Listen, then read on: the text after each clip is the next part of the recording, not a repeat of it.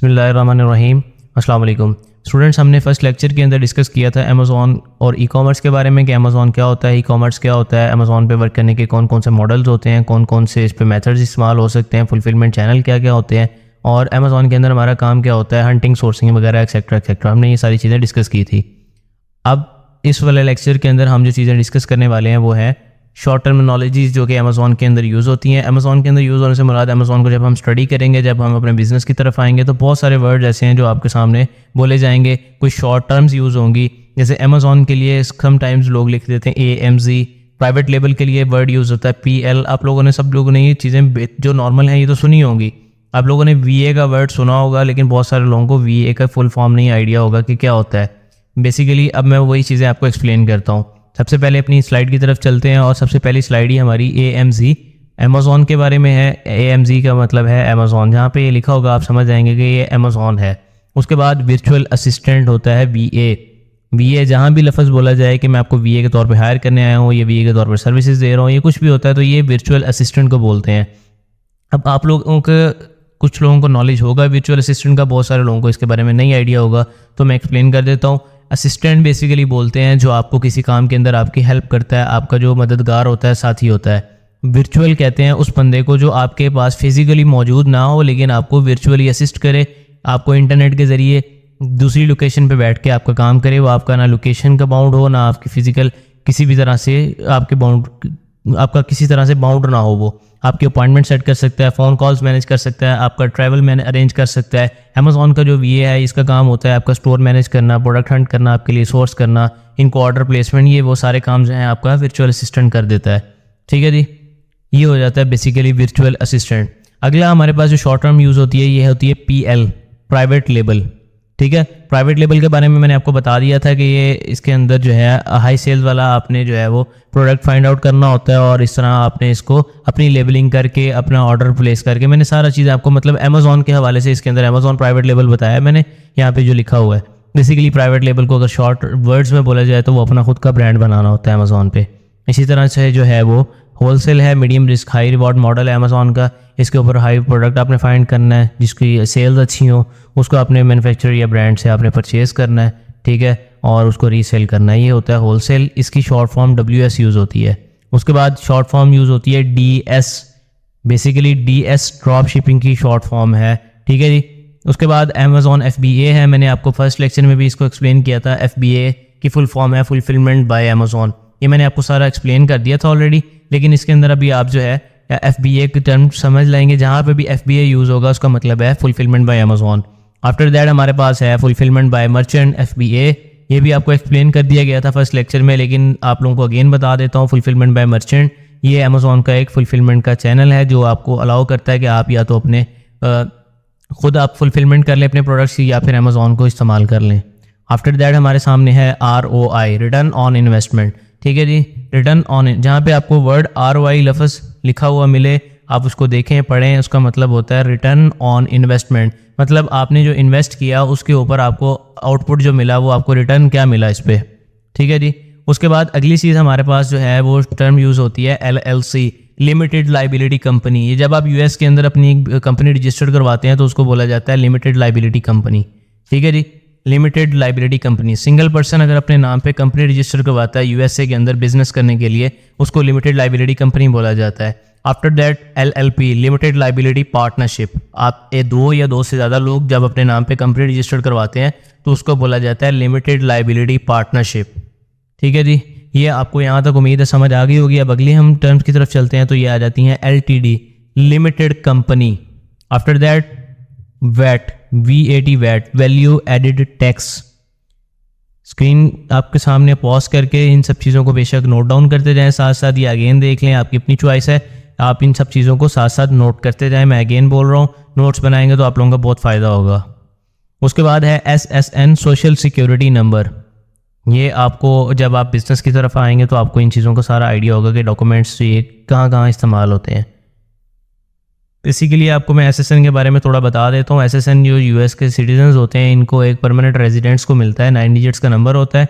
और ये जिस तरह हमारे पाकिस्तान के अंदर होता है CNIC, countries national ID card number, ये इस तरह का होता है जो परमानेंट रेजिडेंट्स होते हैं उनको मिलता है। इसी तरह आपके सामने अगला जो नंबर जो शॉर्ट फॉर्म है ये ITIN है, individual tax payer identification number. इसके बाद हमारे पास जो है अगली टर्म जो यूज़ होती है वो होती है UPC, universal product code. Universal product code basically क्या होता है, ये आपका जब एक आप प्रोडक्ट रजिस्टर्ड करवाते हैं, एक प्रोडक्ट मैन्युफैक्चर होता है और वो रजिस्टर्ड होता है, तो उसके लिए जो टर्म यूज़ होती है वो होती है यूनिवर्सल प्रोडक्ट कोड। उसको जो उसकी पहचान के लिए नंबर मिलता है। ये सेम इसी तरह से होता है, जब एक बच्चा पैदा होता है उसका गवर्नमेंट रिकॉर्ड्स के अंदर उसका नाम इंटर करवाया जाता है, तो उसको जो नंबर मिलता है गवर्नमेंट की तरफ से उसकी आइडेंटिफिकेशन के लिए, तो पाकिस्तान के अंदर उसको CNIC कहते हैं, अमेरिका के अंदर उसको सोशल सिक्योरिटी नंबर बोलते हैं। तो प्रोडक्ट्स के लिए ये होता है UPC, यूनिवर्सल प्रोडक्ट कोड। अगली टर्म हमारे पास यूज़ होती है ASIN, Amazon standard identification number. इसको ASIN भी बोलते हैं, ASIN भी बोलते हैं। तो ये टर्म जो है अमेजॉन स्टैंडर्ड आइडेंटिफिकेशन नंबर, ये हमारे पास होती है। तो इसको बोला जाता है, ये होती है आपकी प्रोडक्ट की अमेजॉन पे पहचान के लिए जो नंबर मिलता है वो होता है ASIN। अब ASIN और UPC में क्या डिफरेंस होता है? UPC की एग्जांपल इस तरह से ले लें कि जैसे एक बच्चे का CNIC नंबर होता है, एक बंदे का CNIC नंबर होता है, वो पूरे ऑल ओवर द पाकिस्तान उसकी सारी डिटेल उसमें होती है कि इसका नाम क्या है, इसका बाप का नाम क्या है, इसका एड्रेस क्या है, इसका क्या क्या सारा रिकॉर्ड उसमें आ जाता है। ठीक है। इसी तरह UPC जो होता है इसमें प्रोडक्ट की वो आ जाती है, ओरिजिन क्या है, मैन्युफैक्चर कहाँ पे हुआ, कलर क्या है, ये सारी चीज़ें उसमें डिटेल होती है। और ASIN की पहचान इस एग्जांपल इस तरह ले लें कि ये आपका एक तरह से स्पेसिफिक रोल नंबर होता है। जैसे आपको बोर्ड एग्जाम्स के अंदर आपको रोल नंबर मिलते हैं ना, तो इंटरमीडिएट का अलग होगा, आपका मैट्रिक का अलग होगा। तो इस तरह से ये आपका रोल नंबर का काम करता है आपकी अमेजॉन की वेबसाइट पे।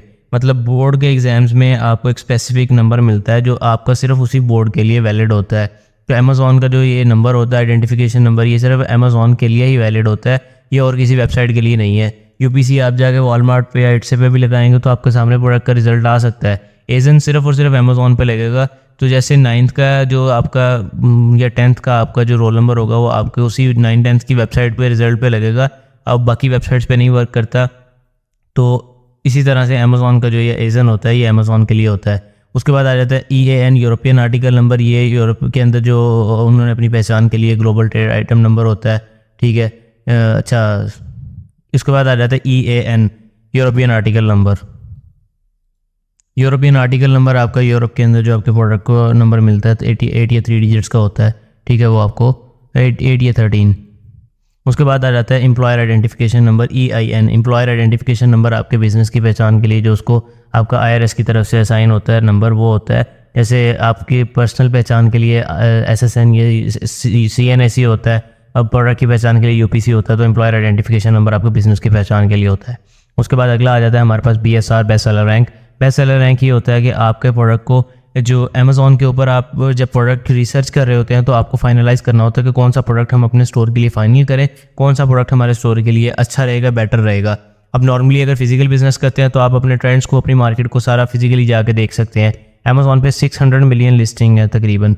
ठीक है, तो उनमें से आपको कैसे पता चलेगा 600 मिलियन प्रोडक्ट्स में से आपने कौन सा प्रोडक्ट सेल करने के लिए फाइनल करना है? तो उसके लिए सबसे बेहतर ये ऑप्शन होता है कि अमेजॉन आपको खुद कैटेगरीज डिवाइड कर देता है। प्रोडक्ट्स को कैटेगरीज में डिवाइड करने के बाद अमेजॉन आपके प्रोडक्ट्स को आपको हर प्रोडक्ट को सेल्स रैंक असाइन कर देता है अकॉर्डिंग टू देयर सेल्स। जितनी उस प्रोडक्ट की सेल्स होती हैं उस हिसाब से उसको रैंक मिल जाता है कि ये रैंक, ये रैंक, ये रैंक। ठीक है, तो आपने देखना है कि जिस प्रोडक्ट का जितना अच्छा सेल्स रैंक होगा, इतनी अच्छी उसकी परफॉर्मेंस होगी, आपने उस प्रोडक्ट को चूज़ करना है। तो इसमें ऐसा है कि आपको एग्जांपल देता हूँ कि क्लास के अंदर अगर 100 बच्चों ने एग्ज़ाम में अपेयर हुए हैं तो उनमें जिसकी सबसे अच्छी परफॉर्मेंस होगी उसका रैंक उतना अच्छा होगा। फर्स्ट रैंक वाले की सबसे अच्छी परफॉर्मेंस, सेकंड रैंक वाले की उससे कम, थर्ड वाले की उससे कम, 100 वाले की सबसे कम होती है। इसी तरह से जितना ज़्यादा हाई BSR होगा, 100 वाले की सेल्स कम होगी, 1 वाले की सेल ज़्यादा होगी। ठीक है, तो 50,000 सेल्स रैंक वाला एक आइटम हो तो उसकी सेल्स बहुत ज़्यादा कम होंगी in competition of in front of 5,000 जो इसका BSR होगा। 5,000 BSR वाला प्रोडक्ट हमारे लिए आइडियल प्रोडक्ट होगा 50,000 वाले के मुकाबले में। अगला हमारे पास जो टर्म यूज़ होती है वो होती है SKU, स्टॉक कीपिंग यूनिट। इसको SKU भी बोलते हैं। ये आपका इन्वेंट्री और स्टॉक को मॉनिटर करने के लिए, आइडेंटिफाई करने के लिए मोस्टली रिटेलर्स और लोग यूज़ करते हैं। अपने इन्होंने लेबल्स वगैरह लगाए होते हैं और ये SKUs पुट किए होते हैं। उसके बाद FNFKU, fulfilment network stock keeping unit. ठीक है, ये आपका अमेजॉन यूज़ करता है। SKUs जो अमेजॉन आपको सेलर सेंट्रल में से जनरेट होते हैं, ये बाद में आपको जब ये जनरेट करेंगे तब आपको बता देंगे। उसके बाद हमारे पास आ जाता है MOQ, minimum order quantity. Supplier या ब्रांड की तरफ से एक क्वांटिटी सेट होती है कि आप कम से कम हमसे इतने यूनिट परचेज कर सकते हैं, इससे कम हम आपको सेल नहीं करेंगे। ये होता है MOQ, मिनिमम ऑर्डर क्वांटिटी। ठीक है जी। मिनिमम ऑर्डर क्वांटिटी का मतलब कम से कम आप हमसे 10 unit, 20 unit, 100 unit, 1000 unit purchase कर सकते हैं, हम इससे कम सेल नहीं करते। उसके बाद है MOV, minimum order value. Minimum order value होता है कि कम से कम आप हमसे $5000 का सामान ले सकते हैं, या कम से कम आप $20000 का सामान ले सकते हैं। तो ये MOQ और MOV होता है सप्लायर्स और ब्रांड्स की तरफ से, इनकी हर बंदे की, हर उसकी कंपनी की अपनी पॉलिसी होती है। उसके बाद आ जाता है हमारे पास MSRP, manufacturer suggested retail price. ये जो मैन्युफैक्चरर होता है ये आपको सजेस्ट करता है कि आप इस रिटेल प्राइस पे इसको सेल कर सकते हैं, ये आपने इसका प्राइस टैग रखना है, इस पर आपको प्रॉफिट आएगा। वो एक सजेशन होती है, ये ज़रूरी नहीं होता। इसके बाद आ जाते हैं हमारे पास मैप जो होता है मिनिमम एडवर्टाइज प्राइस पे और मैक्सिमम एडवर्टाइज प्राइस पे होता है। इसमें इसका मुराद ये होता है कि ब्रांड आपको बोलता है कि आप मेरे प्रोडक्ट सेल तो कर सकते हैं, लेकिन मैक्सिमम आप इस प्राइस पे जा सकते हैं, इससे ऊपर आपने नहीं सेल करना। मतलब समटाइम लोग जो उसका स्टॉक जो है वो रख लेते हैं, उसको ब्लैक में सेल करते हैं, ये भी इलीगल होता है, ब्रांड की तरफ से अलाउ नहीं होता। और ना ही आप इसकी प्राइस को बहुत ज़्यादा कम कर सकते हैं, जिससे ब्रांड का नेम जो है वो ख़राब हो गया। इनकी प्रोडक्ट्स बहुत सस्ती हैं ये वो, ठीक है। पेप्सी की अगर उनकी सेलिंग प्राइस 140 मार्केट में आया तो हर बंदे को 140 पे सेल करनी पड़ेगी, वो इससे ना कम कर सकता है ना इससे बहुत ज़्यादा हाई सेल कर सकता है। उसके बाद टर्म यूज़ होती है B2B, business to business. Business to business जो ये टर्म यूज़ होती है, ये बिजनेस टू बिजनेस डील के लिए होती है। जैसे आपने अमेज़ॉन पे सेल करना है तो आप एज अ बिजनेस ओनर है, आप जब परचेज करेंगे तो आप जो आपको सेल कर रहा है वो भी बिजनेस वाला है, ठीक है। तो ये डील क्या हुई, बिजनेस टू बिजनेस। लेकिन आगे जब आपसे कस्टमर परचेज करेगा तो ये आप बिजनेस हैं और नेक्स्ट आपसे परचेज करने वाला एंड यूज़र है, कस्टमर है। तो ये जो डील होगी, ये जो ट्रांजैक्शन होगी, ये होगी बिजनेस टू कस्टमर डील। तो ये कुछ शॉर्ट टर्म्स हैं, इसमें शायद कोई रह भी गई हो तो वो आपको इंशाल्लाह आगे जब आएगी तो आपको एक्सप्लेन कर देंगे। बाकी इन आप लोगों ने उम्मीद है इन सब चीज़ों को अच्छे से समझ भी लिया होगा और नोट डाउन भी कर लिया होगा। अब मुलाकात होगी हमारी नेक्स्ट लेक्चर में, आपको प्रैक्टिकली सारी चीज़ें करके दिखाएंगे। इंट्रोडक्शन हमारे यहाँ पे ख़त्म होते हैं, एक्रोनियम्स का भी और सारी चीज़ों का। उम्मीद है आप सबको समझ आ गई होगी। Thank you once again for joining us. अल्लाह हाफिज़।